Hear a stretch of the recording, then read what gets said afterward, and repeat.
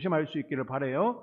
자, 드디어 5번째 인이 떼어졌습니다. 6장 9절에 5째 인을 떼실 때에 내가 보니 하나님의 말씀과 그들이 가진 증거로 말미암아 죽임을 당할 영혼들이 제단 아래 있어. 아멘. 아멘. 5째 인을 뗐을 때 요한이 본 것은 복음을 전하다가 죽임을 당한 순교자들의 영혼들이 제단 아래 있는 모습을 보았습니다.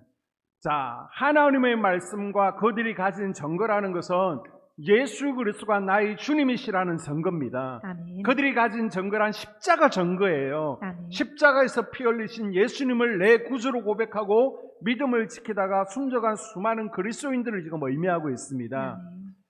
가이사가 주님이십니다 라고 하면 살 수 있지만은 로마의 황제는 내 인생의 주인이 아니라 예수님이 온 인류의 주인이십니다 아멘. 라고 고백하다가 죽은 거예요.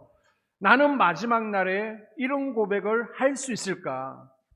혹 물질이 전부다, 자식이 전부다 마음으로 고백하고 있지 않은지 때때로 가끔 나 자신을 점검해 볼 수 있기를 바랍니다. 아멘. 넷째인 시대, 전쟁과 기근의 시대가 지나가다 보면요, 예수님을 믿는 이들이 하나님의 말씀대로 살고 복음을 전하는 것 때문에 죽임을 당하는 일들이 많아질 것입니다. 이렇게 죽임당한 성도들이 제단 아래 하나님 앞에서 기도를 하고 있는 것을 요한이 본 거예요. 여러분, 제단 아래의 순교자들은 뭡니까? 그들은 이 땅에서 믿음의 제단을 지키다가 죽음을 맞은 성도들입니다. 이 땅에 쓰인 믿음의 제단을 지키다가 하늘 보좌 아래로 지금 옮겨졌을 뿐이에요. 그래서 여러분, 우리 육신의 생명이 끝난다고 이 땅에서의 삶이 끝이 아닙니다. 아멘. 우리는 잠깐 옮겨지는 거예요. 아멘. 여러분이 여기 앉아 예배드리다가 하나님 보좌 옆으로, 그래서 24장로들과 천사들과 함께 하나님을 찬양하고 예배하는 자리로 옮겨지는 것입니다. 아멘. 할렐루야. 아멘. 그 영혼들이 지금 제단 아래에서 뭘 하고 있습니까? 10절에 보게 되면 큰 소리로 불러 이르되 거룩하고 참되신 대주제여 땅에 거하는 자들을 심판하여 우리 피를 갚아주지 아니하시기를 어느 때까지 하시려 하나이까 하니. 아멘. 아멘. 이들이 큰 소리로 하나님을 부르며 기도하고 있습니다. 거룩하고 참되신 대주제여. 이 대주제여라는 호칭은요, 데스포테스라고 하는데 두 가지 의미를 가지고 있습니다. 하나는요, 역사의 주관자는 하나님이시다 라는 고백입니다. 역사의 주관자는 하나님이시다. 아멘. 또 하나는 하나님께서 공정하게 심판을 하신다라는 의미를 가지고 있습니다. 그래서 순교자들이 기도하기를 우리를 죽인 저 마귀의 세력들을 언제 멸하시려고 하십니까? 하나님께 빨리 이 땅에 거하는 자들을 심판해 주십시오라고 기도하는 것입니다. 얼핏 들으면 원수를 갚아주세요, 복수해 주세요 이런 뜻으로 들리겠지만, 그러나 이것은 정확히 이 땅에 심판이 임해야 합니다라고 청원하고 있는 겁니다. 더 이상 내버려 두지 말라는 것입니다. 이 땅에서 악을 멈춰 달라고 기도하고 있는 거예요. 그리고 하나님께서 뭐라고 말씀하십니까? 11절에 각각 그들에게 흰 두루마기를 주시며 이르시되 아직 잠시 동안 쉬되 그들이 동무 종들과 형제들도 자기처럼 죽임을 당하여 그 수가 차기까지 하라 하시더라. 아멘. 아멘. 우선 하나님께서 죽임당한 순교자들에게 흰 두루마리를 입혀주시죠. 이 흰 두루마기는 승리자들에게 입혀주시는 옷입니다. 너희들이 믿음을 지키고 승리했으니 이제는 이 옷을 입고 잠깐 쉬라는 것입니다. 언제까지요? 따라합니다. 그 수가 차기까지. 그 수가 차기까지. 순교자들의 영혼이 탄원하는 것을 들으신 하나님께서는 아직도 잠깐 동안 더 기다려야 된다라고 말씀하는 겁니다. 순교자들이 빨리 저 마귀의 세력들을 멸하시고 이 땅을 심판해 주세요라고 기도하는데 아직 아니라는 거예요. 심판을 연기하십니다. 그 이유가 뭐예요? 순교할 사람들이 아직 더 있다라고 말씀하십니다. 아니, 순교자의 수가 언제 찬다는 것입니까? 이미 전 세계적으로 선교사들이 이제 복음을 들고 곳곳마다 들어가 있죠. 그러나 이슬람권이나 아프리카에서 예수를 주로 고백했다가 목이 잘리는 영상들을 여러분 유튜브를 통해서 보실 수 있을 겁니다. 나이지리아 이런 데서는요, 지금도 예수를 주라고 고백했다가 산채로 화형당하는 일이 지금도 일어나고 있습니다. 미국 해외 선교연구센터 통계에 따르면요, 1990년부터 2010년 동안 순교자 수가 420만 명이라는 통계가 있습니다. 그리고 또 어떤 연구에 따르면 한 해 지금도 10만 명의 순교자가 있다라고 그러는데요. 국제종교자유연구소 크리스토퍼 소어 박사는요, 적어도 해마다 8,000명에서 9,000명 정도의 순교가 일어나고 있는 것으로 집계를 하고 있습니다. 한 해에 약 10,000명 정도가 지금도 예수님을 주라고 고백하다가 예수님은 주가 아니라고 부인만 해도 목숨을 건질 수 있는데도 마지막 순간까지 예수가 그리스도다, 예수가 주다, 예수가 그리스도다, 아멘. 예수가 주다, 아멘. 그 고백 한마디에 순교하는 이들이 지금도 10,000명 이상이라는 겁니다. 그런데요, 아직도 남았다는 거예요. 더 순교해야 된다는 것입니다. 언제까지요? 이제 요한계시록 13장에 보게 되면 마지막 나팔 불기 전에 666 짐승의 표를 받게 되죠. 이 666 짐승의 표를 받지 않은 성도들 가운데 일부가 순교당함으로 드디어 순교자의 수가 차게 됩니다. 그 후에 예수님께서 재림하시는 거예요. 아멘. 순교자의 수가 차야 된다, 주님 재림하신다 그러니까 우리가 빨리 죽어야 순교자의 수가 차고 예수님이 재림하신다. 그래서 순교자를 자처하고 순교하러 나가는 선교단체도 있습니다. 그런데 이게 또 맞다라고 얘기할 수 없는 거죠. 그럼 우리가 말하는 순교라는 게 꼭 목이 잘려야 순교입니까? 이 순교자의 삶을 살아간다라고 할 때 순교의 어원을 보게 되면요, 자기 부정의 의미를 가지고 있습니다. 그래서 날마다 자기를 부인하고 자기 십자가를 지고 하나님을 따라가는 것, 아멘. 그리스도를 따라가는 삶이 나를 죽이는 순교자의 삶이라는 겁니다. 아멘. 순교는요, 십자가를 드러내는 삶이에요. 아멘. 십자가의 보혈을 받은 그리스도인들이 이 세상 가운데로 그리스도의 보혈을 흘려 보내는 삶이 곧 이 시대를 살아가는 우리 성도들이 순교자의 삶인 줄로 믿습니다. 아멘. 자, 순교자들이 제단에서 기도하니까 하나님께서 때가 아직 안 찼다라고 말씀하시죠. 때가 찰 때까지 좀 더 기다려라고 말씀하십니다. 그래서 마지막 시대를 살아가는 우리는요, 여기서 기도할 때 어떻게 기도해야 된다? 순교자적인 자세로 기도해야 된다는 겁니다. 아멘. 특별히 가족을 지키기 위해서, 자녀들을 지키기 위해서 목숨 걸고 기도해야 됩니다. 왜요? 지금 이 세상이 얼마나 악합니까? 악한 마귀와 세상에게 자녀들을 빼앗기냐 빼앗기지 않느냐, 이 심판에 우리 가족들, 자녀들을 내어놓느냐 안 내어놓느냐 중대 기로에 있는 것입니다. 그래서 우리는 순교적인 자세로 가족을 위해서, 자녀들을 위해서 목숨 걸고 기도해야 됩니다. 아멘. 여러분, 기도할 때 1년, 2년 기도해보고 하나님께서 응답하지 않으시는 모양이다, 포기하면 안 된다는 거예요. 아멘. 시편 56편 8절에 나의 눈물을 주의 병에 담으소서. 우리 주님은요, 기도의 분량이 있습니다. 아멘. 왜 아직도 내 기도 응답되지 않습니까? 기도의 눈물병이 차지 않았다는 것이죠. 그래서 여러분, 많이 우셔야 됩니다. 더 우셔야 됩니다. 아멘. 때가 차면, 눈물병이 차면 하나님께서 반드시 응답하실 줄로 믿습니다. 아멘. 자, 드디어 6번째 인이 떼어집니다. 12절에 내가 보니 6째 인을 떼실 때에 큰 지진이 나며 해가 검은 털로 짠 상복같이 검어지고 달은 온통 피같이 되며. 아멘. 아멘. 자, 6째 인은 한마디로 천재지변을 의미하죠. 자, 천재지변에 5가지 일들이 일어나게 되는데요. 먼저 해가 검은 털로 짠 상복같이 해가 검어지는 거예요. 붉은색이 아니라 검어집니다. 두 번째, 달은 온통 피같이 변합니다. 붉게 변합니다. 세 번째, 하늘의 별들이요, 무화과 나무가 태풍에 막 흔들리면서 익지 않은 열매가 떨어지는 것 같이 이 땅에 떨어지는 겁니다. 네 번째, 하늘이 두루마리가 말리는 것처럼 떠나버립니다. 하늘이 사라지는 거예요. 그리고 5번째, 사상 초유의 지진이 일어날 것입니다. 섬과 산들이 옮겨진다는 거예요. 자, 이 심판이 마태복음 24장에서 말씀하신 내용, 그리고 순서와 거의 비슷하게 나타나고 있습니다.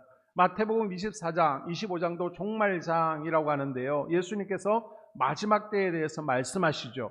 보니까 적 그리스도가 출현합니다. 전쟁이 있습니다. 기근이 있고 죽음이 있고 순교자들이 있고 그 다음에 천체의 이상현상이 나타나고 있습니다.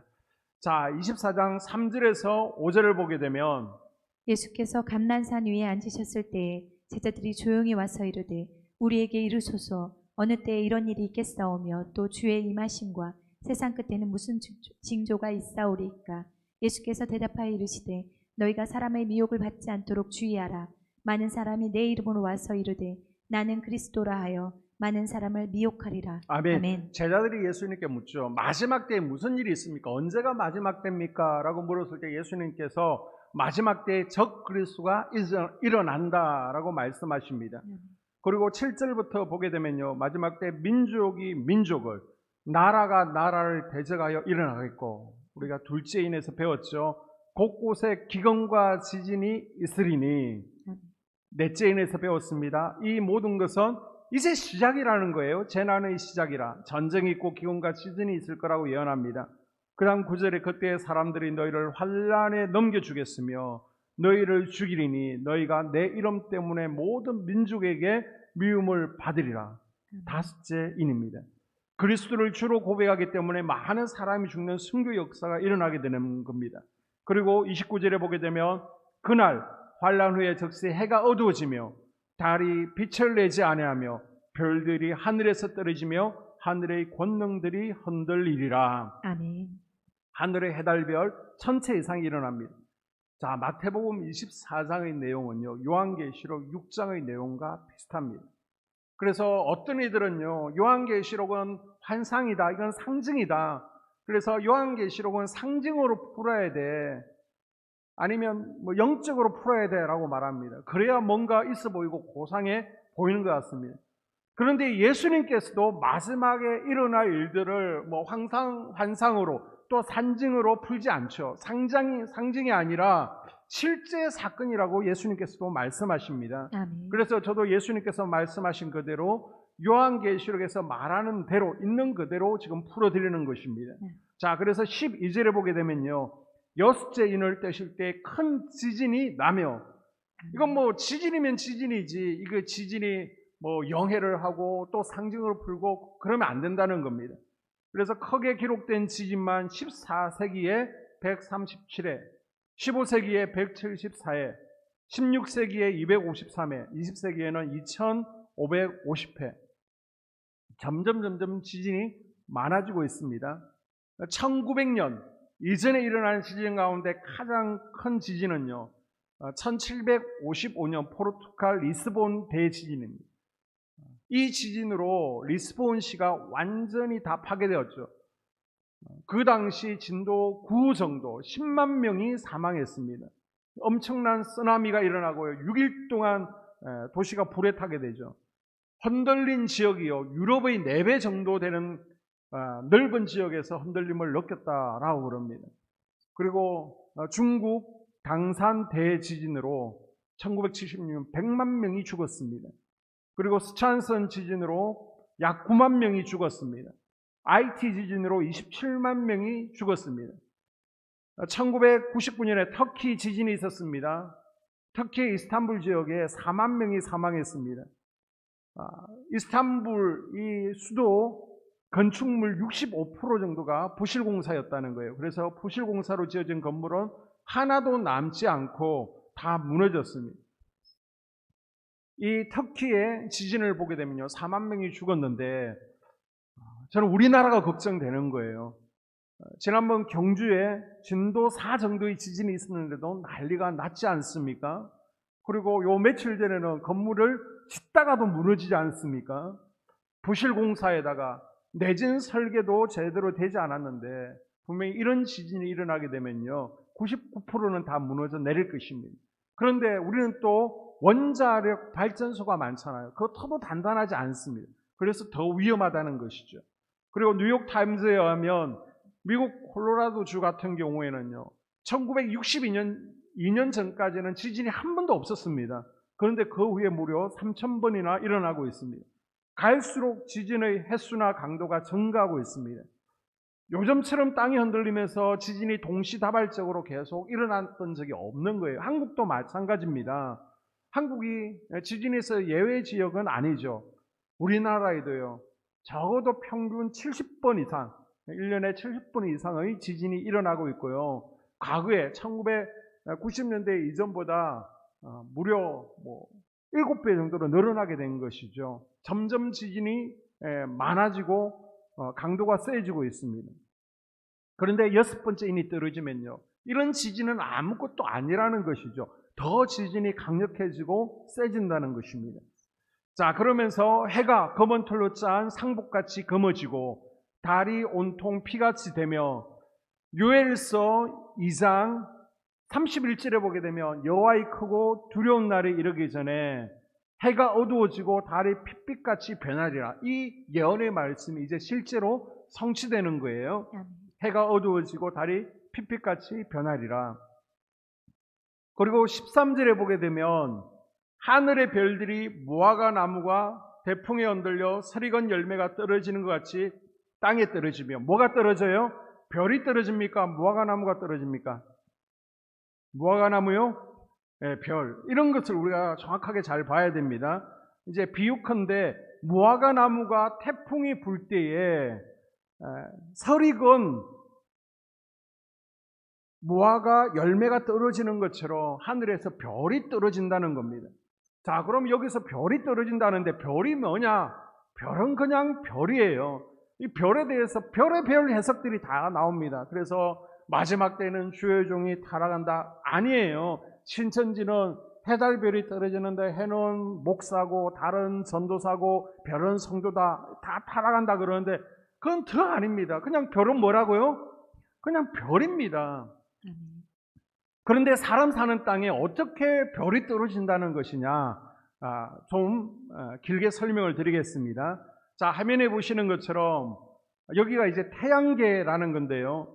가운데 빨간 게, 큰 게 태양이고, 수성, 가운데가 아니고 제일 끝에 있죠. 태양이. 거기서부터 수성, 금성, 지구, 화성, 목성이 큽니다. 그 다음 토성, 청왕성, 그 다음 명왕성. 명왕성은 까불다가 최근에 이제 별 박탈 자격을 당했죠.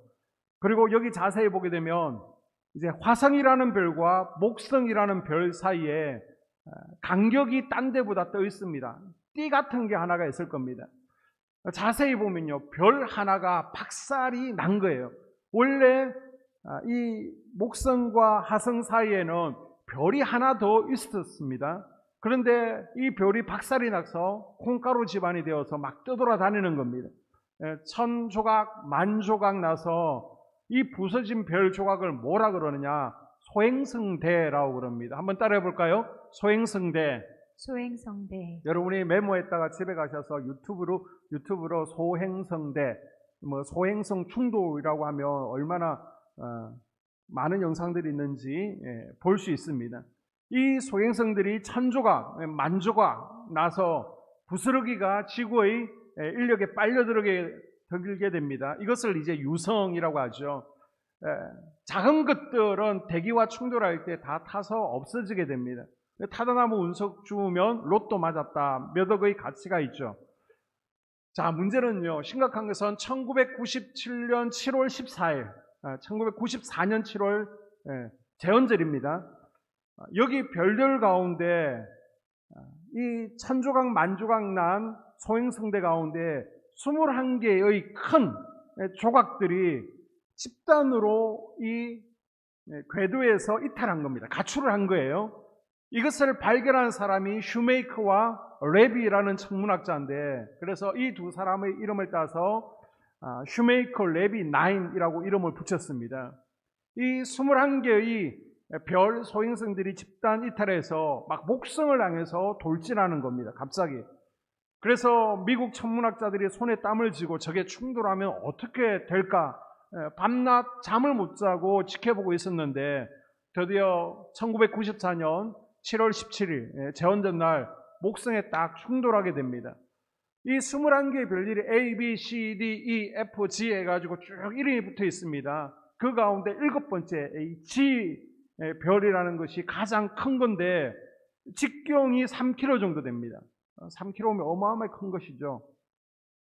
그래서 충돌하는 장면을 허블 망원경으로 찍게 되는데 안타깝게도 우리 지구에서 바라보는 쪽에서 충돌이 일어난 게 아니라 그 뒤편에서 충돌이 일어났습니다. 그래서 버스구름이 피어오르는 것을 보지 못했는데 그래서 촬영을 못했죠. 그런데 아주 큰 웅덩이가 파졌습니다. 그 웅덩이가 어느 정도로 크냐? 지구가 풍덩 빠질 정도의 큰 웅덩이가 생겼습니다. 이 과학자들이 충격을 받은 거예요. 야, 3km 정도 되는 소행성이 충돌하니까 저 정도 큰 타격을 입는구나. 지구라는 건요, 껍데기가 얇습니다. 이렇게 굵은 소행성과 충돌하면요, 지구는 박살나 버리는 겁니다. 이 지구는 계란 껍질처럼, 계란처럼 굉장히 약합니다. 그래서 미국 사람들이 야, 이거 큰일 났다. 만약에 저런 게 지구를 돌진하면 어떻게 되겠는가? 과학자들이 걱정하는 거예요. 이것은 그 당시에 과학자들이 큰 충격을 주었습니다. 이것을 잽싸게 낚아챈 사람이 영화 감독이었던 스티븐 스필버그입니다. 영화를 만들었습니다. 딥 임팩트라고. 딥 임팩트라는 영화 보신 분 손 한번 들어보시기 바랍니다. 몇 분 안 되시네요. 다들 기도와 말씀에 전무하셔가지고 오늘 저녁에 가셔서 기도 많이 하셔가지고 흥분돼서 잠이 안 오시는 분들은 한번 보시기를 바랍니다. 그리고 딥 임팩트와 같은 테마에 비슷한 그때 나왔던 영화가 또 하나가 있습니다. 아마겟돈이라는 영화입니다. 그런데 결론적으로 영화는 둘 다 엉터리입니다. 왜요? 인간이 이것을 재앙을 막아내거든요. 그런데 성경에서는 실제로는 막아내지를 못합니다. 그리고 소행성이 하나가 지구를 향해서 오잖아요. 그런데 성경에서는 무더기로 떨어진다라고 말하고 있습니다. 자, 화면에 보시면 이게 딥 임팩트의 한 장면이죠. 조그만 어린이가 많은 경우로 장난치다가 별이 지구로 날아오는 것을 보게 됩니다. 이것을 어른들에게 보고해서 큰일 났다고 해서 이제 비상이 걸려서 국가 안전위원회에 모여서 대책을 만들게 됩니다. 그래서 그 대책이 무엇이냐? 우주선에다가 핵폭탄을 싣고 우주로 날아가는 겁니다. 그리고 소행성에 착륙해서 소행성에다가 굉장히 깊은 구멍을 뚫는 거예요. 그리고 핵폭탄을 집어넣어서 터뜨려서 이것을 잘게 부숴버린다, 궤도를 바꾼다, 이런 프로젝트인데 올라가서 구멍을 뚫고 핵폭탄을 어렵게 집어넣었죠. 그리고 빵 터뜨렸는데 이게 박살이 안 나고요, 둘러 쪼개진 겁니다. 쪼개진 것 가운데 작은 쪼가리가요, 대서양으로 풍덩 빠지게 됩니다. 이때 대서양에 떨어진 충격으로 쓰나미가 로키 산맥을 넘게 되죠. 이런 얘기가 스필버거의 딥 임팩트입니다.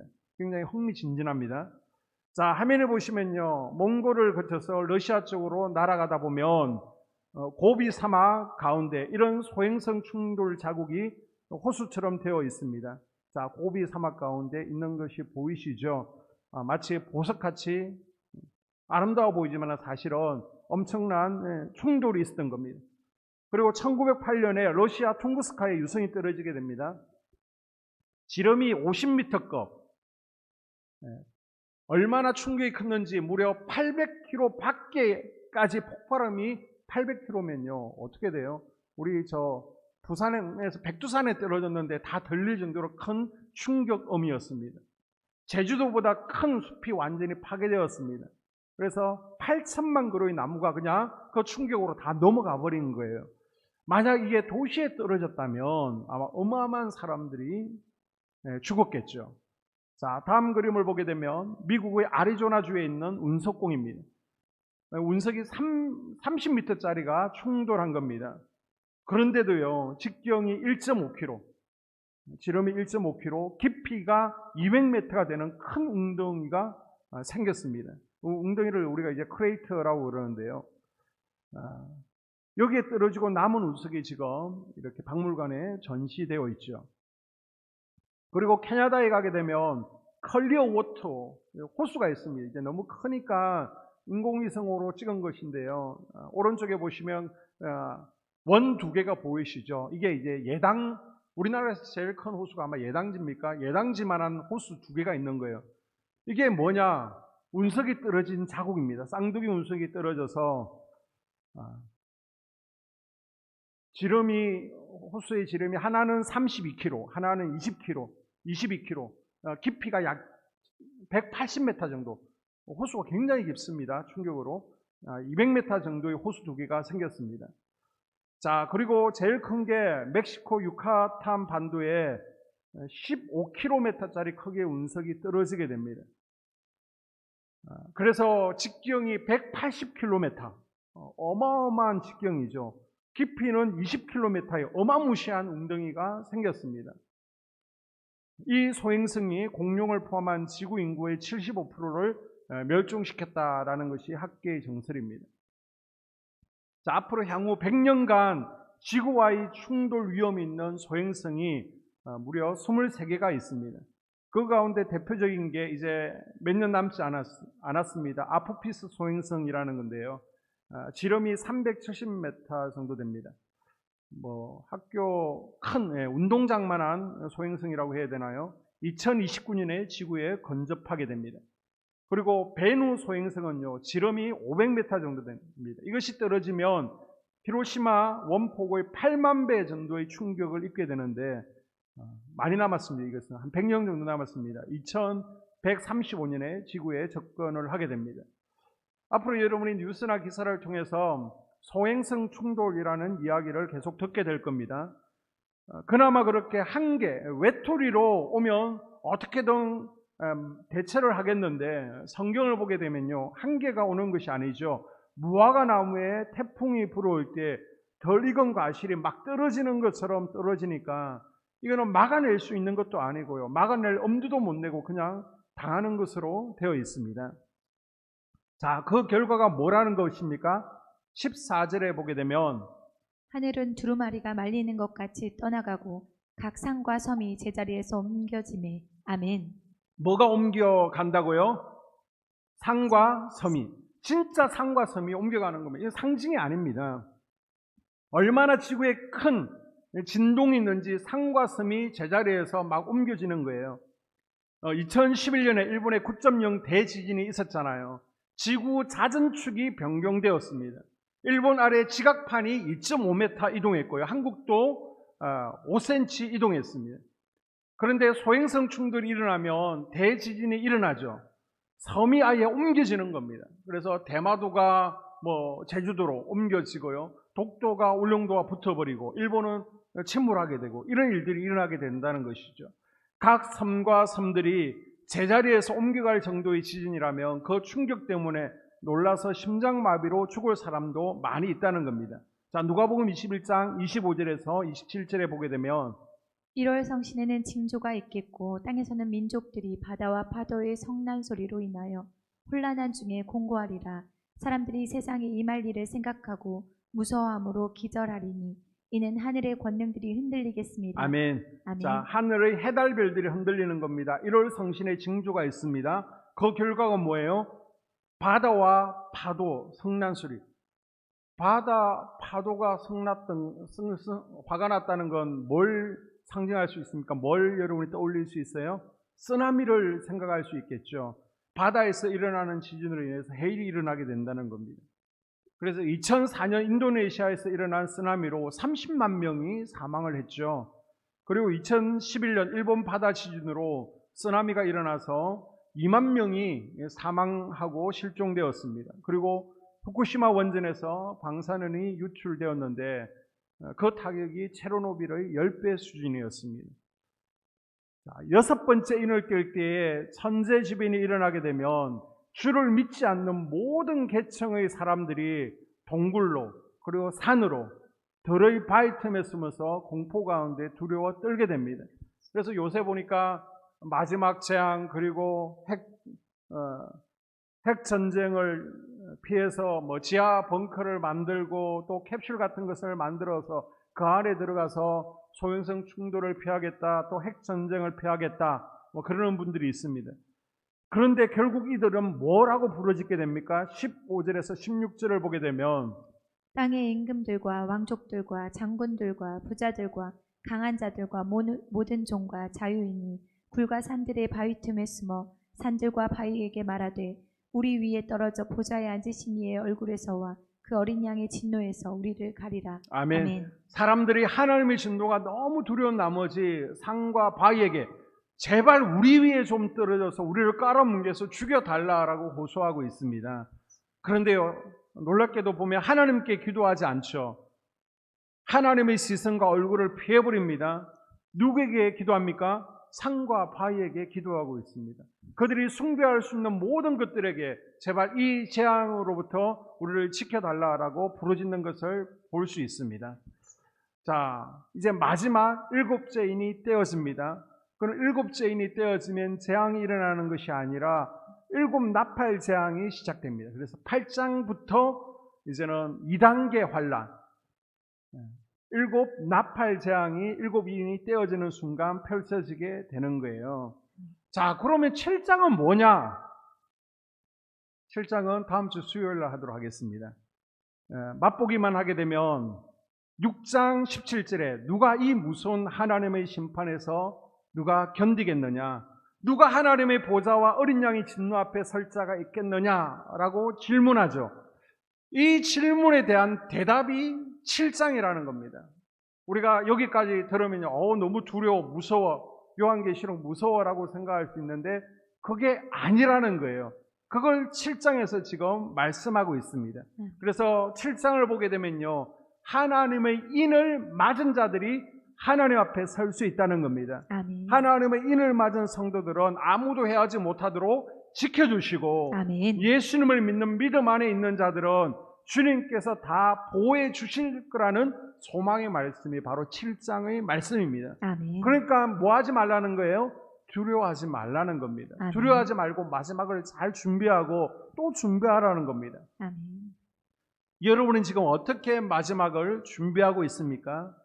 우리는 어떻게 죽음을 준비하고 있습니까? 이 우주의 종말이 오기 전에요, 내가 먼저 개인적인 죽음을 맞이할 수도 있습니다. 이때 나는 어떻게 죽음을 준비하고 있습니까? 자, 6장에 보게 되면요, 우리 주님께서는 이 세상을 심판하기 위해서 보좌에서 열심으로 일하고 계심을 보여주고 있죠. 자, 주님께서 하늘에서 일하실 때 우리는 이 땅에서 뭘 해야 될까요? 자, 세 가지를 말씀드리고 마치도록 하겠습니다. 첫째, 우리의 믿음을 지키는 것이 중요합니다. 아멘. 순교자들은 그리스도가 나의 주인이시다, 이 고백과 목숨을 바꾸지 않았습니다. 그냥 설정 한번 바꾸면 되는데도 끝까지 예수는 주, 아멘. 예수는 나의 왕, 이 아멘. 고백을 놓치지 않았어요. 아멘. 그리스도를 내 인생의 왕으로 아멘. 모셔드리시기를 바랍니다. 아멘. 그리스도를 내 인생의 주인으로 삼으십시오. 아멘. 이게 흔들리면 안 됩니다. 아멘. 자, 두 번째, 이 땅에서 우리는 하나님의 복음 역사에 동참하는 것이 우리의 사명임을 기억해야 됩니다. 아멘. 만약 우리가 복음을 전했는데도 믿지 않았다면 불신자들은요, 이 심판을 면하지 못하게 됩니다. 그러나 만약 내가 복음을 전하지 않음으로 그들이 죽는다면 그 사람들의 핏값에 대해서 하나님께서 나를 심판하신다는 거예요.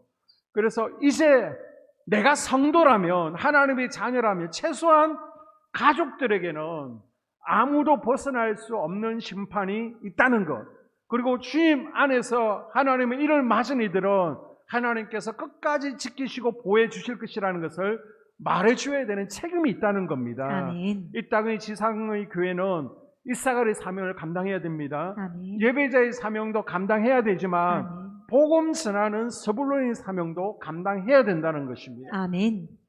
그리고 마지막으로 순교자들은 하늘 제단을 지키며 하늘 제단에서 기도하고 있습니다.